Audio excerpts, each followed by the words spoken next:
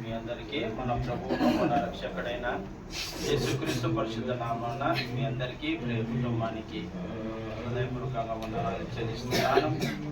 విశేషంగా బాధలో దుఃఖంలో ఉంటున్న ఈ కుటుంబానికి దేవాది దేవుడు ఆదరణ సమాధానం దయచేయనట్లు దేవునికి మహిమ కలుగుగాక. గడిచిన వారము కూడా ఇదే రీతిగా ఇదే కుటుంబం మనము పైగ్రౌండ్లో ఏర్పాటు చేసుకున్నాం.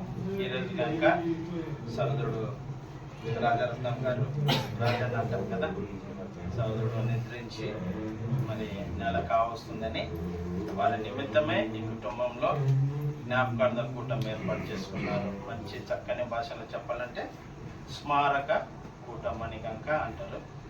కాబట్టి ఈ రీతిగా నిద్రించే వారిని జ్ఞాపకం చేసుకునేదానికి దేవుడిచ్చిన కృపకై దేవాది దేవునికి ఘనత మహిమ ప్రభావాలు కలుగును గాక. ఈ సమయంలో మనము దేవుని వాక్యం చదువుకుందాం.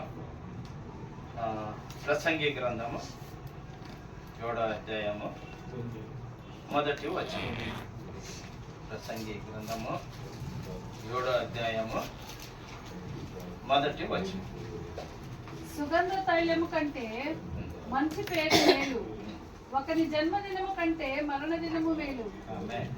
ప్రార్థన చేసుకుందాం. సర్వశక్తి కృపగల మా తండ్రి, దయగల మా ప్రభువా, నీకు స్తుతులు స్తోత్రాలు ప్రభా. ఈ దినమున నీ బిడ్డలను మేము చిన్న మందగా చేరి నీ సన్నిధానంలో నిర్ధరించిన సోదరుడు రాజరత్నం గారి జ్ఞాపకార్థంగా ఏర్పాటు చేసుకున్న ఈ ప్రార్థన కూటాన్ని సన్నిధానంలో మీ చేతికి అప్పగిస్తున్నాను. అందు నిమిత్తమై ఏర్పాటు చేయబడిన వాక్యాన్ని నాతో మాతో మాట్లాడి మహిమ ఘనత ప్రభావాలు మీరే పొందుకోమని యేసయ్య పరిశుద్ధ నామన ప్రార్థించి అడిగి వేడుకొంచున్నాం తండ్రి. ఆమేన్. దేవునికి మహిమ కలుగును.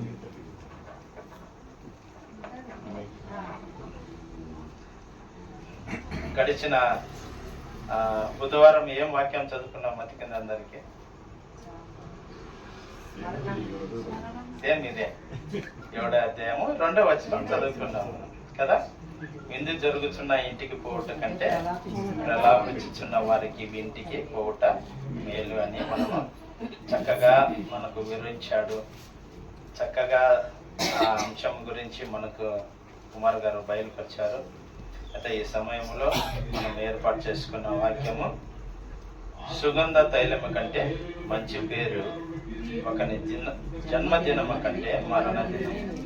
సుగంధ తైలం అంటే అందరికీ తెలుసు, గంధకము లేదా మంచి వాసన అంటే చాలా మంచి వాసన ఉంటుంది. అయితే మంచి పేరు మేలు, మంచి పేరు మేలు అంటే మామూలుగా మన పెద్దలు చెప్తారు కదా, ఏమంటారు, ఒక మాట అంటారు, నోరు మంచిదైతే ఊరంతా మంచిది. నోరు అంటే మన మాటలు, మన క్రియలు, మనం మాట్లాడే విధానము, మనం ప్రార్థించే విధానము, నడిచే విధానం అంతా బాగున్నదంటే ఊరంతా ఆ మనిషిని గురించి ఏం చేస్తారు, మంచివాడు, దేవుల్లో ఉన్నవాడు, మంచి ప్రార్థన పరుడు అని ఈ రీతిగా చెప్తారు. కాబట్టి ఆ రీతిగా సుగంధం తైలము కంటే మంచి పేరు కలిగి ఉండట ఎంతో మేలు. అయితే ఒకని జన్మదినము కంటే మరణ దినమే మేలు. జన్మదినం అంటే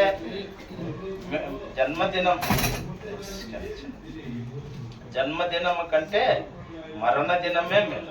జన్మిస్తే ఎవరైనా సంతోషంగా ఉండకుంటారా? ఖచ్చితంగా సంతోషంగా ఉంటారు. జన్మదినము కంటే మరణ దినము మేలు అంటారు. ఒక కుమారుడు పుడితే ఇంకా చాలా గంతులు వేస్తాము, ఊరంతా మంచి మిశ్రపేడ తెచ్చి అందరికి పంపుతాం. అయితే ఇక్కడ ఏమంటున్నాడంటే గ్రంథకర్త, ఒకని జన్మదినము కంటే మరణ దినము మేలు. ఎందుకని మరణ దినము మేలంటే బ్రతికిన వారు ఒకరోజు చనిపోతారనేది అందరికీ తెలుసు. అతనికి గంగ తెలుసు, నేను ఒక దినము మరణిస్తానని అతనికి తెలుసు. అయితే మరణించిన వారు వారికి ఏ బాధ ఉండదు, ఏ కష్టం ఉండదు, ఏ దుఃఖం ఉండదు, ఏ శోధనలు, ఏ శ్రమలు కానీ, ఏ బాధలు కానీ అనుభవించాల్సిన అవసరమే లేదు. అతడు ప్రేమించాలని లేదా ఎవరి మీద పగబెట్టుకోవాలని కానీ, ఎవరి మీద అసూయపడాలి కానీ, ఈ సూర్యుని కింద జరుగు వాటిలో దేని ఎందు కూడా అతనికి పాలు పంపులు ఉండనే ఉంటాం. మరణించిన వ్యక్తికి ఏ బాధ కానీ ఏ దుఃఖం ఏముండకుండా మరణించిన వారికి ఎక్కడ ఉంటుంది స్థానం? పరలోకం ఉంటుంది. అయితే ఈ లోకంలో అతనికి గురించి మనం చెప్పాలన్న మరణం తర్వాత మనకి ఏం జరుగుతుందని తెలిస్తే మనము భయపడం. అయితే మనిషి అన్నాక ఖచ్చితంగా ప్రతి ఒక్కరికి మరణం అంటే భయం. రోగం వస్తే భయం, చిన్న దెబ్బ తగిలినా భయం, ఏమైనా సమస్యలు వచ్చినా భయం. ఇప్పుడే మేము మాట్లాడుకున్నాము మరేక నిన్న జరిగిన విషయం గురించి మాట్లాడుతా అది ఇది మాట్లాడుతుంటే మేమందరం భయపడ్డాను అన్న. నిజమే, మన పిల్లడు 1 గంట 2 గంటలు లేట్ అయితే ఎంతో భయపడతాం. అలాంటిది మనకు ఏదైనా అనారోగ్యం కలిగిన ఏమైనా సమస్యలైనా ఎంతో భయపడతాం. అందుకే మరణం తర్వాత ఏం జరుగుతుంది తెలిస్తే మనం కూడా దుఃఖపడం. మరణం తర్వాత ఏం జరుగుతారంటే, మరణం అనేది ఎవరికి కానీ ఇది శిక్ష కాదు, మరణం అనేది ఒక పాపము కాదు, కానీ ఇది మరణం అనేది అందరికీ సంభవించినదే, అందరికీ రావాల్సినదే. ఈ మరణాన్ని మనమందరము కౌగులించుకోవాల్సిందే కదా. గడిచిన వారం చక్కని ఒక పదం వాడాడు కుమార్ గారు, మరణం అందరము రుచి చూడాల్సిందే, వండినాక అన్నము రుచి చూడవలసిందే కదా. అలాగనే మనము గంక ఈ లోకానికి జన్మించిన మనము గుట్టినవాడు మరణించాలే తప్పదు. కాబట్టి ఈ యొక్క మరణం అనేది ప్రతి ఒక్కరికి సంభవిస్తుంది. కాబట్టి ఒక రాజు కాకుంటే ఒక రోజు దాన్ని మనం అందరం కౌగిలించాల్సిందే. కాబట్టి దేవుని బిడ్డల మనము ఈ ధన్యజీవి దేవుని సన్నిధికి వెళ్ళింది అంటే ఇక్కడ అస్తమించి అక్కడ ఉదయిస్తాడు. చనిపోయిన వ్యక్తి ఎవరైనా కానీ ఈ లోకంలో అస్తమించి అక్కడ ఉదయించుతాడు. అంటే ఈ లోకంలో మరణించి అక్కడ ఉదయిస్తాడు. కాబట్టి దేవుని బిడ్డల మనము ఈ యొక్క లోకాన్ని ఒకరోజు విడిచాల్సిందే, ఒకరోజు మడిచి పోవాల్సిందే. మనం ఎంత సంపాదించినా, ఎంత కూడబెట్టుకున్నా, మనం ఎన్ని అంతస్తులు ఇది కట్టినా కానీ మనం ఒకరోజు విడిచాల్సిందే. అలానే 10 పైసలు సంపాదించకుండా ఉండేకి లేదు, డబ్బు సంపాదించగల కుటుంబ పోషణ కోసము, పిల్లల కోసము మనము కష్టపడాల్సిందే. అయితే ప్రసంగికి గ్రంథకర్త ఏమంటాడంటే, ప్రతిదీ వ్యర్థము వ్యర్థము వ్యర్థము అంటాడు. అంటే మనం ఈ లోకంలో చెమట కార్చి కష్టపడి రుచించుట తప్పనిచ్చి వేరేది ఏది కూడా స్థిరమైనది కాదు. ప్రతి ఒక్కటి వ్యర్థమే వ్యర్థమే అంటుంటాడు. అందుకనే ప్రకటన యోబు గారు ఏమంటారంటే, ఎందుకంటే అతను చనిపోయిన వ్యక్తికి ఈ లోకంతో ఇక సంబంధం ఉండదు, ఏ బాధ ఏ దుఃఖములు ఏముండవు. కాబట్టి యోబు గారు ఏమంటున్నాడు, చక్కని ఒక మాట అంటున్నాడు. 14వ అధ్యాయంలో 14 మొదటి వచనం 2వ వచనం. స్త్రీ కనిన నరుడు కొద్ది దినముల వాడై మిక్కిలి బాధ నొందును. పువ్వు వికసించినట్లు వాడు పెరిగి వాడిపోవును, నీడ కనబడకపోవునట్లు వాడు నిలవక పారిపోవు. ఆమేన్. స్త్రీ కనిన నరుడు కొద్ది దినముల వాడై మిక్కిలి బాధ నొందును. స్త్రీ ఒక తల్లి లేదా ఒక సహోదరి కనిన బిడ్డ ఖచ్చితంగా కొద్ది దినముల మిక్కిలి బాధ నొందాల్సినది. అంటే ఈ లోకంలో పుట్టిన తర్వాత మనిషి కష్టాలు, బాధలు, సమస్యలు, శోధనలు ఇవన్నీ అనుభవించాల్సిందే. చాలా మంది ఏమంటారంటే, దేవుడు ఉండను, ఆయన దేవుడు నిన్ను ఆశీర్వదిస్తాడు, కాపాడుతాడు, బాధ అన్ని దీవెనలన్నీ నీకు వస్తాయి. దేవుళ్ళు మనము పెరిగే కొద్దీ ఇంకా సమస్యలు ఎక్కువ వస్తాయి.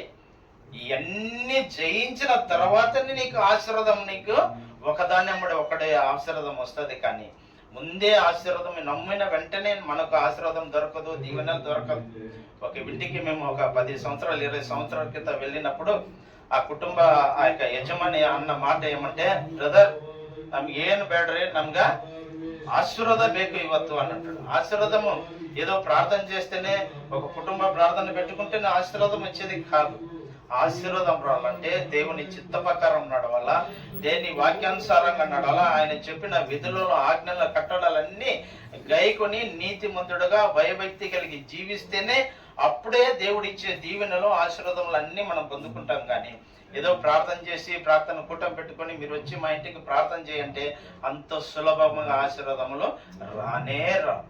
కాబట్టి దేవుని బిడ్డలను మనము గ్రహించాల్సిందే, ఈ లోకంలో పుట్టిన మనము ఒకరోజు ఈ శ్రమలన్నీ అనుభవించాల్సిందే, ఈ బాధలన్నీ అనుభవించాల్సిందే, మనకు రాని సమస్యలన్నీ మనము అనుభవించాల్సిందే. కాబట్టి ఒక దినము మనం ఈ లోకానికి కూడా యాత్రను ముగించాల్సిందే. ఈ లోకానికి మనము యాత్రికులము, ప్రయాణికులము, పరదేశులము అయి ఉంటున్నాము. కాబట్టి దేవుని బిడ్డలను మనము, దేవుడు మనల్ని ఈ లోకానికి ఊరికే పంపించలేదు. ఏదో మీరు మీ పిల్లలను చదివించి పెద్ద చేసి వారికి వివాహం చేసి వారికి పిల్లని పెద్ద మళ్ళీ వారికి పెళ్లి చేసి ఈ రీతిగా మనల్ని ఈ లోకానికి దేవుడు పంపలేదు. కానీ తన మహిమార్థమై తను మహిమపరచడానికి, తనను స్తుతించి ఆరాధించడానికే దేవుడు ఈ లోకానికి మనము పంపాడని మనం గ్రహించాలి. అదే యెషయా గ్రంథం చూడండి, 43వ అధ్యాయం. యెషయా గ్రంథం 43వ అధ్యాయం, 43వ అధ్యాయం 7వ వచనం. 43:7వ వచనం. నా మహిమ నిమిత్తము నేను సృజించిన వారిని, నా నామము పెట్టబడిన వారిని అందరినీ తెప్పించు. నేనే వారిని కలుగజేసి తిని వారిని పుట్టించిన వాడను నేనే. ఆమేన్. దేవుని వాక్యము యెషయా ద్వారా చక్కగా మనకి హెచ్చరిస్తుందంటే, నా మహిమ నిమిత్తము నేను సృజించిన వారిని. దేవుడు సృష్టించాడు, దేవుడు మనల్ని సృజించాడు. ఊరికే ఏదో మన ఈ కాలక్షేపానికి వచ్చి పుట్టి జన్మించి ఏదో మన వివాహం చేసుకొని మన పిల్లల కలిగి ఆస్తి తెచ్చి మన ఆస్తి పిల్లలకు కూడబెట్టి పోయేది. కానీ ఆయన మహిమ నిమిత్తము నిన్ను సృజించిన వారిని, ఆయన నామం పెట్టబడిన వారిని అందరినీ తెప్పించుము. నేను వారిని కలుగజేసి తిని వారిని పుట్టించిన వాడు నేనే. కాబట్టి మనల్ని పుట్టించింది ఆ దేవాది దేవుణ్ణి మహిమపరిచేదానికి, ఆయనను ఆరాధించేదానికి, ఆయన సువార్తను సర్వలోకానికి వెళ్ళి సర్వ సృష్టికి ప్రకటించాలనేదే దేవుని ఉద్దేశం ఉంటుంది. కాబట్టి మనము దేవుని మహిమపరిచే బిడ్డలముగా, ఆయనను స్తుతించి ఆయనను ఆరాధించే బిడ్డలముగా మనం ఉండాలనేదే దేవుని చిత్తం అనేది. కాబట్టి ఇక్కడ మనం గ్రహించడం, ఇప్పుడు మనం చదివిన వాక్యంలో మనం చూస్తే ఒకని జన్మదినము కంటే మరణ దినము మేలు. మరణ దినం ఇక్కడ చూడండి, అదే మరది చూడ 4వ వచనము, అదే ప్రసంగి 4వ వచనము 2వ దినము 2వ వచనం, 4వ అధ్యాయం 2వ వచనం. కాబట్టి ఇంకా నువ్వు బ్రతికించుచున్న వారి కంటే ఇంతకు ముందు కాలము చేసిన వారే ధన్యులు. ఆమేన్. ధన్యులని కొట్టింది. ఆమేన్. ఏమంటున్నాడు ఇక్కడ? కాబట్టి ఇంకను బ్రతుకుచున్న వారి కంటే, ఇప్పుడు బ్రతుకుచున్న వారి కంటే ఇంతకు ముందు కాలం చేసిన వారే ధన్యులు. ఇంతకు ముందు కాలం చేసిన వారంటే ఈ యొక్క లోకాన్ని విడిచి జీవించి ప్రయాణం చేసి వెళ్ళిన వ్యక్తులే ధన్యులు. ఎందుకు ధన్యులు అంటే ఈ బాధలు సమస్యలు ఏముండవు. కానీ ఒకవేళ ప్రభు చిత్తమైతే దేవుని సన్నిధానికి పోతే ఆయన దేవుని సన్నిధానంలో ఉంటాడు. కాబట్టి ఒక సహోదరి ఒక ఉదాహరణ చెప్తున్నది ఏమంటే, ఓడలో ఆ సహోదరి ప్రయాణం చేస్తూ వెళుతుంది. ఆమెతో పాటు కొందరు వ్యక్తులు ప్రయాణం చేస్తూ వెళుతున్నారంట. వెళుతామంటే ఆ పడవ ఆ తుఫాను గాలికి ఆ యొక్క వరదలకు ఆ పడవ అట్ట ఇట్ట కొట్టుకుంటా ఉంటే ఆ పడవలో ఉన్న వారందరూ ఏం చేస్తారంట, దేవునికి ప్రార్థన చేస్తున్నారు. అందరూ మోకలొంగి ప్రార్థన చేస్తుంటే ఒక సహోదరి మాత్రం ఆమె ఏం చేస్తున్నది, ధైర్యంగా నిబ్బరము కలిగి ఆరాంగా కూర్చున్నదంట. ఈ సహోదరులందరూ చూసి, ఏమమ్మా ఆ పడవి మునిగిపోయేటట్టుంది, మన ప్రాణాలను మనం కోల్పోతాము, నీకేం భయం లేదా, నీ ప్రాణాన్ని కోల్పోతావని నీకు భయం లేదని వాళ్ళందరూ ఆ సహోదరుని ప్రశ్నిస్తే ఆ సహోదరి అన్న మాట ఏమన్నాడంటే, వర్షం రాని వరదలు రాని ఇవన్నీ కొట్టుకొని పోని, ఒకవేళ ఆ పడవ దేవుని చిత్తమై కొట్టుకొని ఒడ్డుకి చేరితే నా చిన్న కుమార్తెను నేను చూసి కలుసుకుంటాను అంటది. ఒకవేళ ఇది ఒడ్డుకి చేరలా, ఇక్కడనే ఈ నడి సముద్రం నదిలోనే మునిగిపోయింది అనుకో, పరలోకానికి చేరితే నా పెద్ద కుమార్తె చనిపోయిన నా పెద్ద కుమార్తెనే నేను కలుసుకుంటాను అన్నదంట.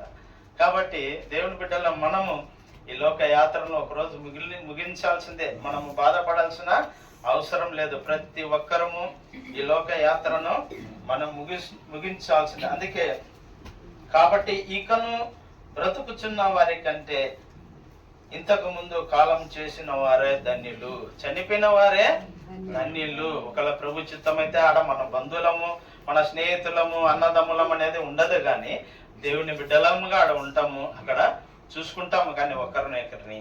కానీ ఆ ధన్యత దేవుడు మనకంటే ముందుగా వెళ్ళిన వారికి ఆ భాగ్యము ఇస్తున్నాడు.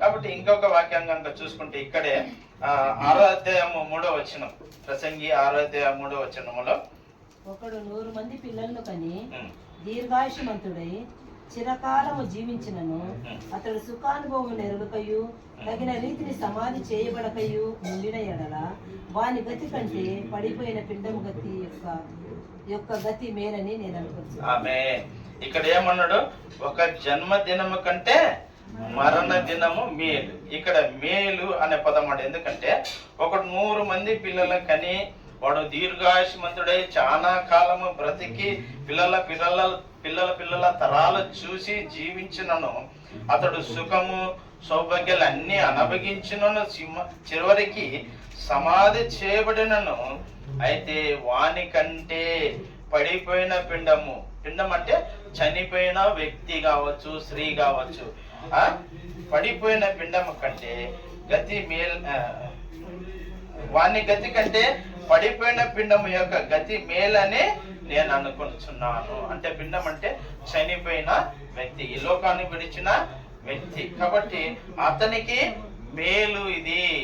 కాబట్టి ఈ లోకంలో ఉన్న మనం ఖచ్చితంగా ఎవరికి లేదు, ఇక్కడ ఉన్న మనందరికీ సమస్యలు, శోధనలు, ఏదో ఒక డబ్బున్న సమస్య, లేకపోయినా సమస్య, ఆత్మీయంగా ఉన్న సమస్య, లోకానుసారంగా ఉన్న ఖచ్చితంగా మనకు సమస్యలు ఉండక తప్పవు. కాబట్టి దేవుని బిడ్డలను మనం ఇవి ఉన్నాయని మన లోకానుసారంగా ఇష్టానుసారంగా జీవించడం అనేది కాదు, కానీ దేవుని బిడ్డలను మనము ఖచ్చితంగా దాన్ని కౌగిలించుకోవాల్సిందే, దాన్ని ఆహ్వానించాల్సిందే, దాని యొక్క రుచిని చూడాల్సిందే. అయితే దేవుడు నన్ను ఈ లోకంలో ఏర్పరచుకున్నాడు కాబట్టి ఆయనను మహిమపరిచే భాగ్యము నీకు నాకు అనుగ్రహించాడు. ఆయనను స్తుతించే భాగ్యము మనందరికీ దేవుడు దయచేశాడు. అందుకే మృతి నొందిన వారందరూ ధన్యులు అంటాడు. చూడండి, అదే ప్రకటన గ్రంథం 14వ అధ్యాయం 13వ వచనం. ప్రకటన గ్రంథం 14వ అధ్యాయం 13వ వచనం. ప్రకటన గ్రంథం 14వ అధ్యాయము 13వ వచనం. అంతటా ఇప్పటి నుండి ప్రభునందు మృతులు ధన్యులని రాయమని పరలోకం నుండి ఒక స్వరం చెప్పగా వింటిని. నిజమే, వారు తమ ప్రయాసములు మాని విశ్రాంతి పొందుదురు, వారి క్రియలు వారి వెంట పోవునని ఆత్మ చెప్పుచున్నాడు. ఆమేన్. దేవునికి మహిమ కలుగును గాక.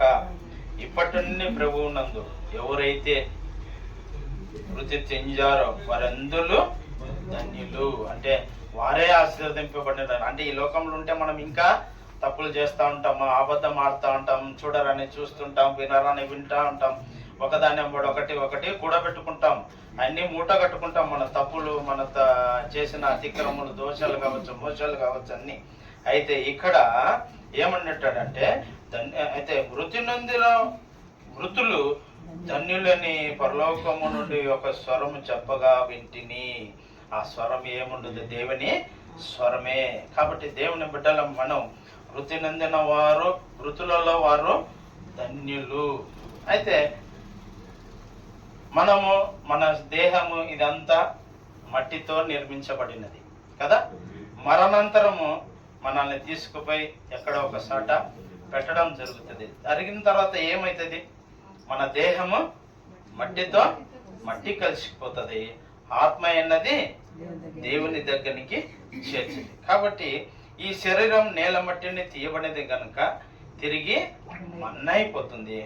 ఆత్మ అన్నది దేవుని ఆత్మను గనుక దేవుని యొద్దకు చేరుతుంది. కాబట్టి చూడండి, ఇక్కడ చక్కగా అపోస్తలుడైన పౌలు ఈ శరీరం గురించి చక్కగా మనకి హెచ్చరిస్తున్నాడంటే, కొరింథీయులకు రాసిన 2వ పత్రిక, అపోస్తలుడైన పౌలు కొరింథీయులకు రాసిన 2వ పత్రిక 5వ అధ్యాయము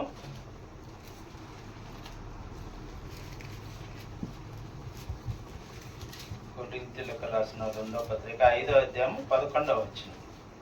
కావున మేము ప్రభు విషయమై భయము నెరిగి మనుష్యులను ప్రేరేపించుచున్నాము. మేము దేవునికి ప్రత్యక్షపరచబడిన వారము, మీ మనస్సాక్షులను కూడా ప్రత్యక్షపరచబడిన. క్షమించండి. 5వ అధ్యాయము కొరింథీయులకు 2వ పత్రిక 5వ అధ్యాయము 1వ వచనం. క్షమించండి. భూమి మీద మన గుడారమైన ఈ నివాసము శిథిలమైపోయినను చేతి పని కాని దేవుని చేత కట్టబడినదియు నిత్యమైనదియునైన నివాసము పరలోకమందు మనకున్నదని ఎరుగుతుంది. ఆమేన్. దేవునికి మహిమ కలుగును గాక. కొద్దిగా కన్ఫ్యూజ్ అయింది. కాబట్టి ఇక్కడ చక్కగా భూమి మీద మన గుడారం అనే ఈ నివాస స్థలం అంటే మనం నివసిస్తున్న ఈ స్థలాలను ఈ గుడారములలో శిథిలమైపోయినాను. ఒక రోజు కాకుంటే ఒక రోజు. దీనికి గంక ఒక ఆయుష్ ఉంది.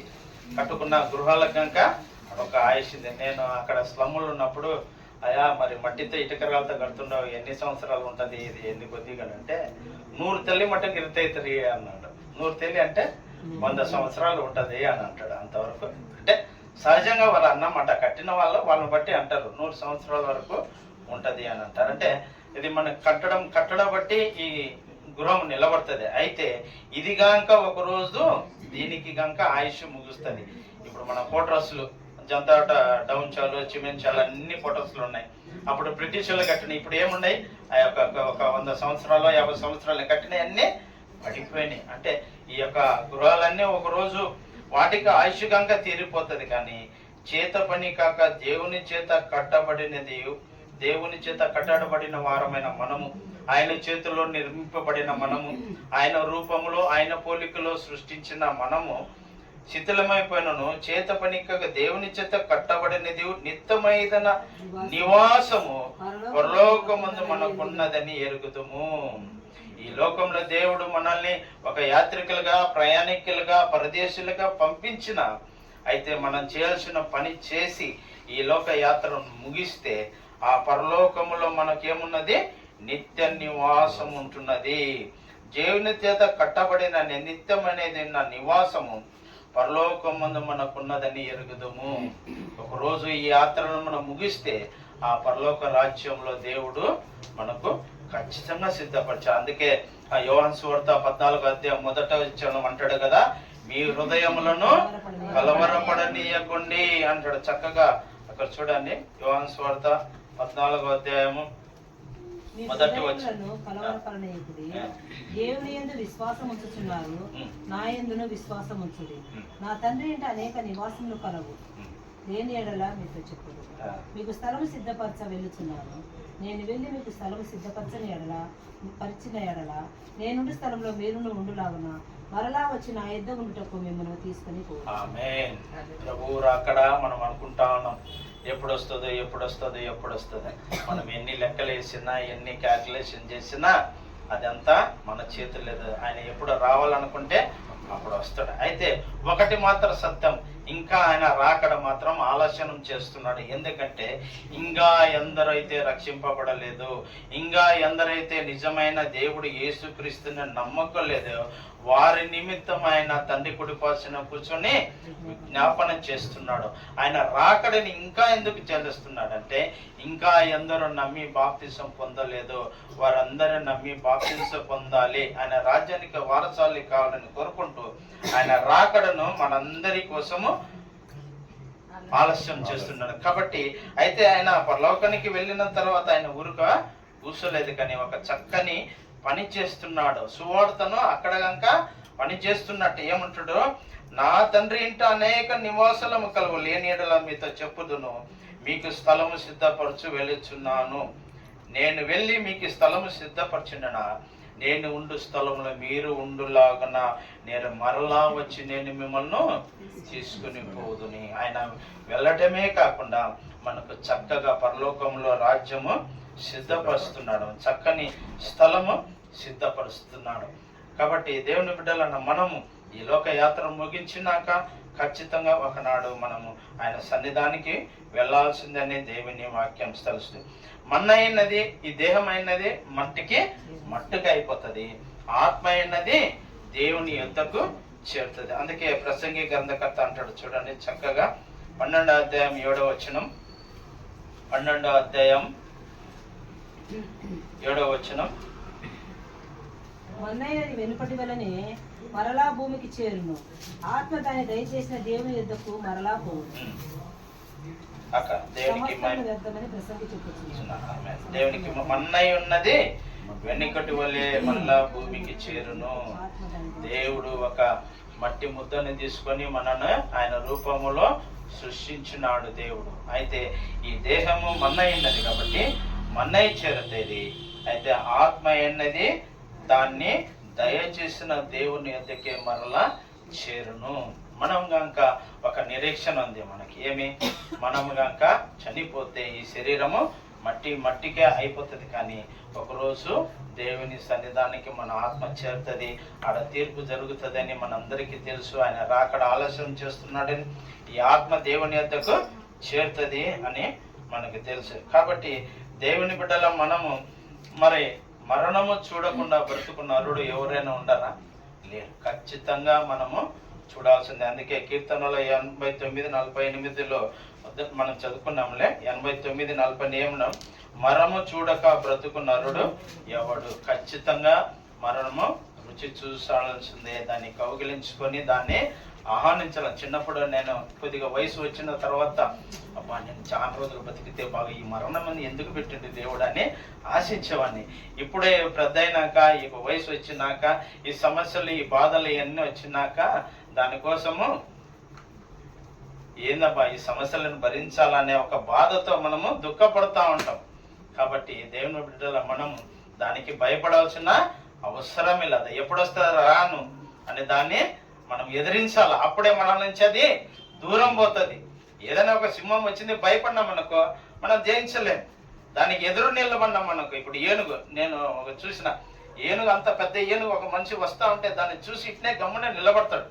అది ఉరుకుతా వచ్చి దగ్గరకు వచ్చి ఆ ఏనుగు అక్కడనే నిలబడిపోతుంది. అతను ఏం చేయదు, ముట్టదు, చేయదు. మనం ఎప్పుడైతే భయపడి ఉరుకుతామో అది మనల్ని తరుముకుంటుంది, ఎమ్మడిస్తుంది. అట్లనే మరణం వస్తావరా, నిన్ను జయిస్తానని మనం నిలబడితే అది మనకు రాదు. దేవుడు ఇచ్చిన ఆయుష్యాన్ని మనము ఖచ్చితంగా పొందుకుంటాం. మన ఆయుష్ ఎంత? 70 సంవత్సరాలు. అధిక బలం అయితే 80 సంవత్సరాలు. అది ఆయుష్కరము దుఃఖకరమై ఉన్నది. అయినా ఇప్పుడు నేను వింటుండే 100 సంవత్సరాలు బతికిన వాళ్ళు కాక నేను విన్నా. గత తలపాటి ఆయన పేరు సామెల గారు, వారి కుటుంబస్తులు చూస్తే వాళ్ళ దగ్గర 90 సంవత్సరాలు 98 సంవత్సరాల దాకా వాళ్ళు బతికినారు.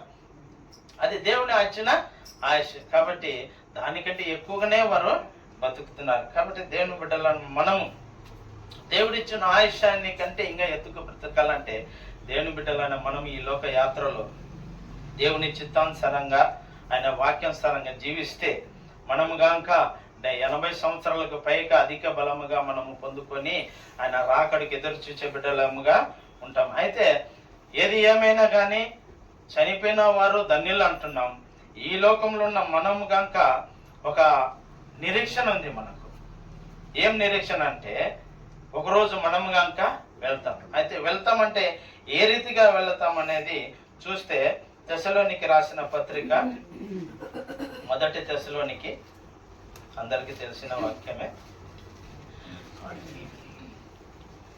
1 తెస్సలోనికి 4వ అధ్యాయము 13వ వచనం 14వ వచనం. సహోదరులారా, నిరీక్షణ లేని ఇతరుల వలె మీరు దుఃఖపడకున్న నిమిత్తము నిద్రించుతున్న వారిని గురించి మీకు తెలియకుండా మాకు ఇష్టం లేదు. యేసు మృతి పొంది తిరిగి లేచినని మనము నమ్మినేడలా అదే ప్రకారం యేసునందు నిద్రించిన వారిని దేవుడు ఆయనతో కూడా వెంట పెట్టుకుని వచ్చును. ఆమేన్. దేవునికి మహిమ కలుగును గాక. మన గాక ఇక్కడ కూడిన బిడ్డల మనం దేవుని బిడ్డల మన గాక మనకు ఒక నిరీక్షణ ఉంది. ఏమనంటే యేసు ప్రభు వారు ఏ రీతిగా ఈ లోకంలో ఆయన జన్మించి మరణించి మరణాన్ని జయించి పరలోకానికి ఎక్కాడో ఆ రీతిగా తిరిగి ఆయన వస్తాడని మనకు అపోస్తల కార్యంలో 1వ అధ్యాయం 11వ వచనంలో చూస్తే దేవదూతలు వచ్చి, ఓ గలిలయులారా ఆకాశం తోటి ఎందుకు చూస్తున్నారు? ఆయన ఏ రీతిగా ఈ లోకం నుంచి ఆహారమై వెళుతున్నాడో ఆయన తిరిగి అదే రీతిగా వస్తాడు, మీరు వెళ్ళండి అన్నప్పుడు వారు ఊరికే వెళ్ళదు, కానీ వెళ్ళిన తర్వాత వారంతా ఒక సంఘముగా కూడిని ప్రార్థించే వారముగా వారు ఉంటున్నారు. కాబట్టి మనము గంక ఒక నిరీక్షణ ఉంది. ఈ లోకంలో జీవిస్తాం మనము గంక వారి యొక్క శిష్యులు వారందరూ ఏ రీతిగా కూడి ప్రార్థిస్తున్నారో మనము కూడా దుఃఖపడకుండా మన వారితో కూడా ఒక దినం కాకుండా ఒక దినం వారు కలుస్తామని మనకు నిరీక్షణ ఉన్నది. అందుకని ఇక్కడ ఏమంటాడనే, నిరీక్షలని ఇతరులే మీరు దుఃఖపడకూడని నిమిత్తము నిద్రించుచున్న వారిని గూర్చి మీకు తెలియకుండా మాకు ఇష్టం లేదు. యేసు మృత్యు పొంది తిరిగి లేచిన మనం నమ్ముతున్నాం. యేసు ప్రభు నీ కోసం నా కోసం ఆయన మృత్యు పొంది, తండ్రి వీరేం చేస్తున్నారు వీరు ఎరగని క్షమించి మన కోసం ప్రాణాన్ని ఇచ్చి ఆయన తిరిగి పరలోకెక్కిన అంతే నమ్మిన ఎడల అదే ప్రకారం యేసునందు నిద్రించే వాడిని దేవుడు ఆయనతో కూడా వెంటబట్టుకొని వచ్చును. కాబట్టి ఆయన వచ్చిన తర్వాత ఆయనతో కూడా మనము వెళ్ళాలంటే మధ్యాకాశాన్ని మనము కూడా సిద్ధపాటు కలిగింటే బుద్ధి గల కనికల వలె సిద్ధపాటు కలిగి మనం శోధనలో ప్రవేశించకుండా మెలకువగలిగి ప్రార్థిస్తే మనము గంక ఒకనాడు ఆయనతో పాటు మనము నిత్య జీవం పొందేదానికి మనము కూడా పరలోకానికి వెళతామనే ఒక నిరీక్షణ మనకు ఉంది. కాబట్టి దేవుని బిడ్డలను మనం కనుక నిద్రించిన సహోదరుని యొక్క ఆత్మకు దేవుడు శాంతి కలగ చేయనట్లు మనం ప్రార్థన చేసుకుందాం.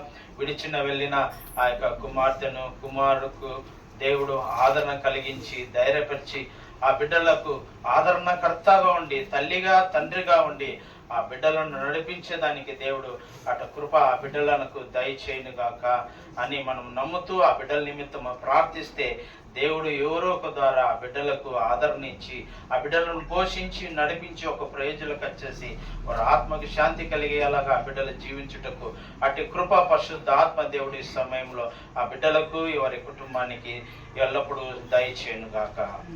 దేవుడి వాక్యాన్ని దీవించి ఆశ్రయించండి. అందరికీ మనమందరం అదే రీతిగా కళ్ళు మూసుకున్నట్లయితే మన మధ్యలో ఉన్న వసంతన్న గారు ఆఖరిగా ముగింపు ప్రార్థన ప్రత్యేకించి ఈ యొక్క కుటుంబం